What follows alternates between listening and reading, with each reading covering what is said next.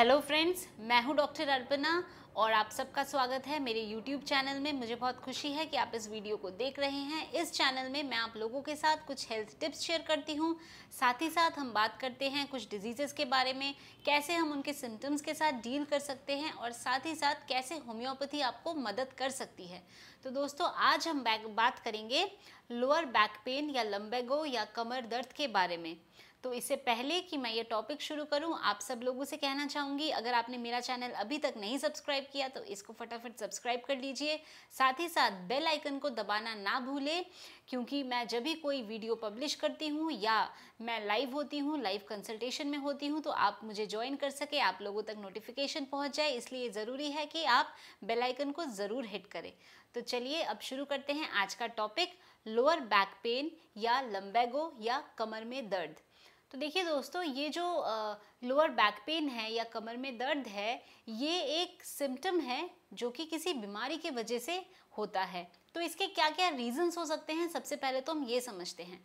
तो ये जो कमर में दर्द है, ये हमारा जो स्पाइनल कॉलम है, ये हमारी जो रीढ़ की हड्डी है, यहाँ पे जो बोन्स हैं, वर्टिब्रा हैं, उनके बीच में डिस्क्स होते हैं, डिस्क्स है या तो नर्व्स हैं, मसल्स हैं, या आसपास जो ऑर्गन्स होते हैं वहाँ कुछ प्रॉब्लम है, इस वजह से कमर दर्द है। तो ऐसे काफ़ी सारे रीजंस हो सकते हैं। तो चलिए जानते हैं क्या क्या इसके रीज़न हैं। तो सबसे पहले तो हम बात करते हैं, जैसे आप लोगों ने सुना होगा, बैक एक है, स्लिप डिस्क हो गया है, डिस्क हर्निएट हो गया है। क्या इसका मतलब है कि ये जो स्पाइनल कॉलम है, रीढ़ की हड्डी है या वर्टिब्रा है, इनके बीच में डिस्क्स होते हैं। तो कई बार ये डिस्क अगर स्लिप हो जाए, अपनी जगह से हिल जाए, तो आपको बैक एक की प्रॉब्लम होती है। अगर कोई नर्व्स, कोई लिगामेंट या मसल्स में कुछ प्रॉब्लम है तो आपको ये प्रॉब्लम हो सकती है। साथ ही साथ अगर आर्थराइटिस की प्रॉब्लम है, तो आर्थराइटिस हो रहा है जॉइंट्स में, तो आपको ये प्रॉब्लम हो सकती है। ऑस्टियोपोरोसिस हो रहा है, कई बारी जो ये रीढ़ की हड्डी है ये डिफॉर्म हो जाता है, स्कोलियोसिस हो जाता है, काइफोसिस हो जाता है, तो इसमें भी आपको ये प्रॉब्लम हो सकती है। कभी इसमें अगर कुछ घाव बन जाए, कोई इन्फेक्शन हो जाए, कोई बैक्टीरियल इन्फेक्शन हो जाए, इकोलाई इन्फेक्शन हो जाए, टीबी हो जाए, तो भी आपको कमर में दर्द हो सकती है। तो ये कुछ पॉसिबल कॉजेज़ है कमर दर्द का। अब हम ऑर्गन्स की बात करते हैं। कई बारी किडनी में स्टोन है, किडनी स्टोन की वजह से आपको कमर में दर्द हो सकता है। अगर फीमेल्स में देखा जाए तो प्री मेंस्ट्रुअल सिंड्रोम या मेंसेस के पहले ये प्रॉब्लम हो सकती है, या पेल्विक ऑर्गन में कुछ इन्फ्लेमेशन है, पीआईडी, पेल्विक इन्फ्लेमेटरी डिजीज, तब हो सकता है। एंडोमेट्रियोसिस हो सकता है। मेल्स में प्रोस्टेट में कुछ प्रॉब्लम है, इन्फ्लेमेशन है, प्रोस्टेटाइटिस में आपको कमर में दर्द महसूस हो सकता है। तो ये पॉसिबल कारण है जिस वजह से आपको कमर में दर्द हो सकता है। या तो बोन्स में कुछ प्रॉब्लम है, जैसे मैंने बताया कि कोई आर्थराइटिस की प्रॉब्लम है, ऑस्टियोपोरोसिस है, बोन्स में डिफॉर्मिटी हो रही है, एंकाइलोजिंग स्पॉन्डिलाइटिस हो रही है, या तो कोई वहाँ पे घाव बन गया है, कुछ इन्फेक्शन की वजह से हो रहा है, या जो ऑर्गन्स है वहाँ पे ऑर्गन्स में कुछ प्रॉब्लम है जिस वजह से कमर में आपको दर्द एज अ सिम्टम मिल रहा है। तो ये तो बात हो गई कि क्या क्या कॉजेज़ हैं कमर दर्द के। तो अब अगर कमर दर्द है तो उससे हमें कैसे रिलीफ मिल सकता है, हम कैसे इसको मैनेज कर सकते हैं, अब हम इस बारे में बात करते हैं। तो अच्छा, और कुछ ट्रिगरिंग फैक्टर, कमर में अगर आपका दर्द है तो साइन एंड सिम्टम्स क्या क्या इसमें मिल सकते हैं। देखिए, कमर में दर्द होगा तो कई लोगों को होता है कि कमर दर्द, कमर से लेके पैरों तक भी दर्द आ जाता है। कई लोगों को इतना पेन होता है, उनको उठने में तकलीफ होती है, बैठने में तकलीफ होती है, बैठकर उठने में तकलीफ होती है, फिर झंझनाहट सी महसूस होती है, ऐंठन महसूस होती है कमर में। उसके बाद पेन इतनी कई बारी हो जाती है कि कमर बिल्कुल भी मूव करने में प्रॉब्लम होती है। तो ये तो कुछ सिम्टम्स हो गए। अब कुछ ट्रिगरिंग फैक्टर या कुछ रिस्क फैक्टर जिस वजह से ये चीज़ और बढ़ती है, वो है अगर आप प्रोलॉन्ग्ड बैठे रहते हैं, आपका बैठे रहने का काम है, ऑफिस में 8-8 घंटे 9-9 घंटे कॉन्स्टेंटली बैठे रहने का आपका काम है, तो आपको कमर दर्द हो सकता है। अगर मोटापा है, ज़्यादा ओबेसिटी है, तो भी आपके कमर में इससे प्रेशर पड़ता है, तो जो एक्स्ट्रा वेट है वो आपकी जो रीढ़ की हड्डी है या जो स्पाइनल कॉलम है वो बियर कर रहा है, इस वजह से आपको दर्द हो सकता है। तो ये कुछ कारण है जो कि ट्रिगरिंग फैक्टर या रिस्क फैक्टर है। तो चलिए अब बात करते हैं कि कमर दर्द को कैसे हम मैनेज कर सकते हैं। फिर हम कुछ होम्योपैथिक दवाइयों के बारे में भी बात करेंगे।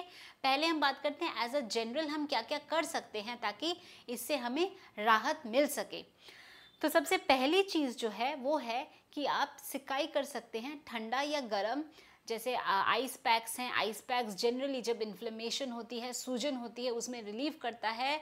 तो चाहे वो आइस पैक्स हो या गर्म सिकाई हो, जिससे भी आपको आराम मिले वो आप ज़रूर करें। आप सिकाई कर सकते हैं।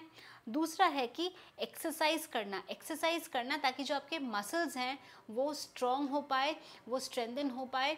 कई बार ऐसा देखा जाता है कि जैसे एंकाइलोजिंग स्पॉन्डिलाइटिस में है कि जब आप मूव नहीं कर रहे हैं या सोकर उठे हैं तब दर्द ज़्यादा महसूस होता है। तो थोड़ा बहुत मूवमेंट करते हैं, थोड़ी अपनी एक्टिविटीज़ रिज्यूम करते हैं तो आपके दर्द में आराम होता है। तो एक्सरसाइज बहुत ज़रूरी है। साथ ही साथ जब आप एक्सरसाइज करते हैं तो जो कमर दर्द के साइन एंड सिम्टम्स है, जैसे दर्द होता है, मूव नहीं कर पाते हैं, जो आपका रेंज ऑफ मोशन है वो कम हो जाता है और आप फ्लेक्स होने में, जैसे कमर मोड़ने में, कुछ झुककर उठने में प्रॉब्लम होती है, तो इन सब चीज़ों में भी एक्सरसाइज से आराम मिलता है। तो एक्सरसाइज में स्ट्रेचिंग बहुत उपयोगी है।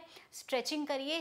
साथ ही साथ कुछ सामान जैसे नीचे गिर के आप उठा रहे हैं सामान को, तो उसके लिए नीज को ज़रूर बेंड करिए, यानी कि घुटने को बेंड करके ही आप नीचे से सामान उठाइए। तो उससे भी कमर में जो है आपका प्रेशर कम पड़ेगा।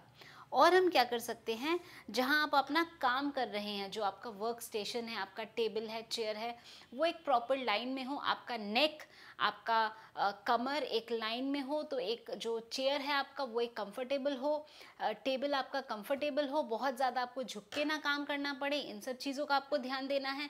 जब आप काम कर रहे हैं थोड़ा सा ब्रेक लें। 1 घंटा 1.5 घंटा बैठने के बाद 5 मिनट का ही 5 मिनट के लिए ही थोड़ा ब्रेक लें। स्ट्रेच करें बॉडी को, थोड़ा उठ के थोड़ा सा टहल लीजिए 2-3 मिनट के लिए। तो इन सब से भी जो मसल्स है वो रिलैक्स हो पाते हैं। और हम क्या कर सकते हैं, अगर मोटापा है तो ये एक्स्ट्रा वेट को कंट्रोल करना बहुत ज़रूरी है, क्योंकि ये मोटापा जो एक्स्ट्रा वेट है वो जो आपका रीढ़ का हड्डी है वो उसको बियर करना पड़ रहा है, जिस वजह से जैसे एज प्रोग्रेस होती है तो कमर में दर्द कई लोगों को हो जाता है, स्पेशली फीमेल्स में मोटापे के वजह से। तो इसको कंट्रोल करना बहुत ज़रूरी है।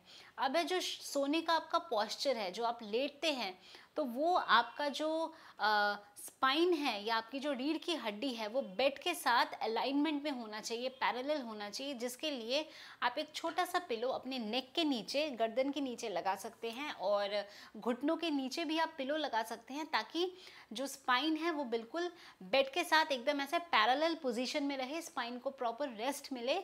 तो आपका स्लीप पोजीशन भी इसलिए ध्यान रखना बहुत ज़रूरी है।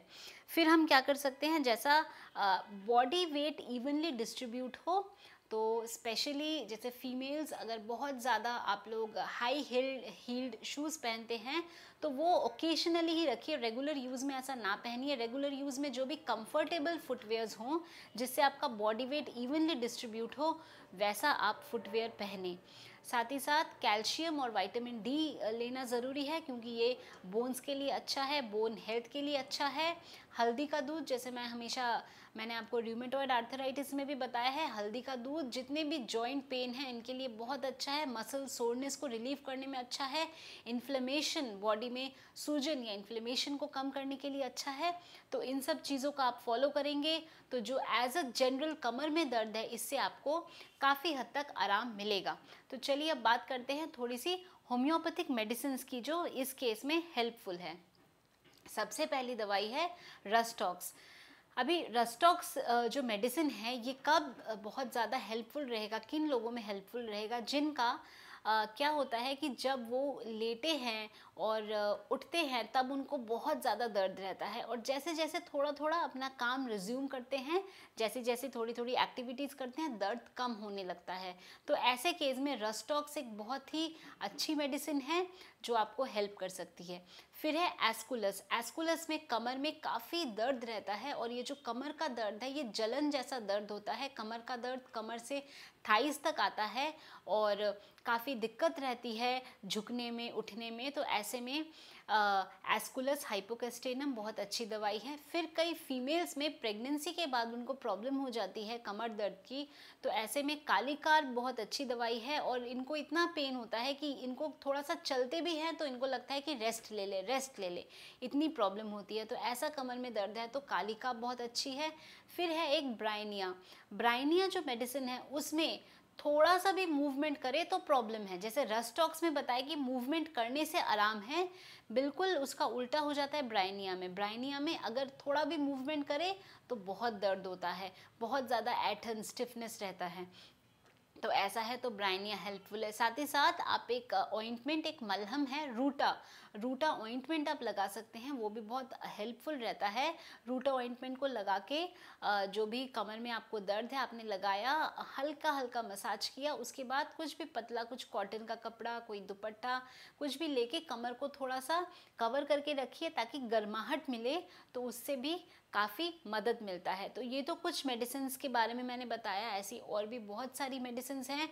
तो मेडिसिन के बारे में अगर आपको जानना है तो मुझे भी ज़रूरत है कि थोड़े आप अपने सिम्टम्स लिखें, तो कमेंट सेक्शन में अपने सिम्टम्स लिखना ना भूलिए। तो मैं ज़रूर कोशिश करूँगी आपको मदद करने की। साथ ही साथ आप मेरे साथ मेरे लाइव कंसल्टेशन में मेरे साथ जुड़ सकते हैं और लाइव चैटिंग से आप अपने क्वेश्चंस मेरे से पूछ सकते हैं। पर उसके लिए जो ज़रूरी है वो है ये कि आप मेरे चैनल को ज़रूर सब्सक्राइब करें, साथ ही साथ बेल आइकन को दबाना ना भूलें ताकि जो भी नोटिफिकेशंस हो, चाहे वो मैं वीडियो पब्लिश करने का हो या मेरे लाइव कंसल्टेशन सेशंस के नोटिफिकेशन हो, वो आप लोगों तक ज़रूर टाइम से पहुंच जाए। तो इन सब चीज़ों का फ़ायदा उठाने के लिए ज़रूर मेरे चैनल को सब्सक्राइब करिए। और आशा करती हूँ ये इन्फॉर्मेशन आपको अच्छी लगी है तो इसको ज़रूर लाइक करिए, शेयर करिए अपने फैमिली, अपने फ्रेंड्स, सब लोगों के साथ, ताकि सब इसका बेनिफिट उठा सके। और जैसा मैं हमेशा कहती हूँ, खुश रहिए, मुस्कुराते रहिए, स्वस्थ रहिए। आज के लिए बस इतना ही। धन्यवाद।